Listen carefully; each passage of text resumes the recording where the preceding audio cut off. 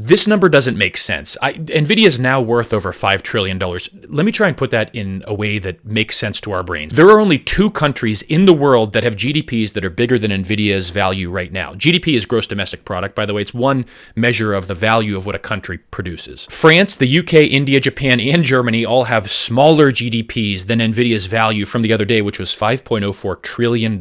Only China, at about $19 trillion, and the United States, at around $30 trillion, have GDPs that are higher than that. But as crazy as that is, this whole situation is much bigger than that because it's not just Nvidia. Microsoft hit $4 trillion in value over the summer, and Apple, you may not have heard this, became the 3rd company to hit $4 trillion just the other day. It's the entire stock market, and I need you to understand just how big the stock market is getting. One way to measure how big the stock market is at any moment is something called the Buffett indicator, named after Warren Buffett. It compares the value of the total stock market to the US GDP at any given time. And before we get to today's Buffett indicator, here are the values right before some of the biggest stock market crashes in recent history, just to give you perspective. In October 2007, at the peak of the housing bubble, right before the financial crisis and the Great Recession, the Buffett indicator was 106%. So the total stock market value was more than the US's GDP at the time, 6% higher. And then afterwards, it dropped to as low as 48% in 2009. But even higher than that, let's look back to the dot-com bubble. The Buffett indicator at the peak of the dot-com bubble back in March 2000 was 143%. The total stock market value at the time was 43% higher than the US GDP at the time. So what do you think the Buffett indicator is right now? Would you guess 150%, maybe 175% even? It's more or less been steadily climbing since 2009. It hit around 200% at the end of 2021, and then it dropped back a bit. But since then, it's climbed back up, and today it sits around 225%. The value of the total stock market is now well over double the US's GDP. And here's the most troubling part to me. We can all agree that this looks like a huge bubble, but how do we know when it will end and how far it'll fall? What if it keeps going higher and higher? Will the crash be even worse? It's like a game of musical chairs, and right now the music keeps playing as long as someone keeps shoveling money into these AI companies. That's what's driving this now.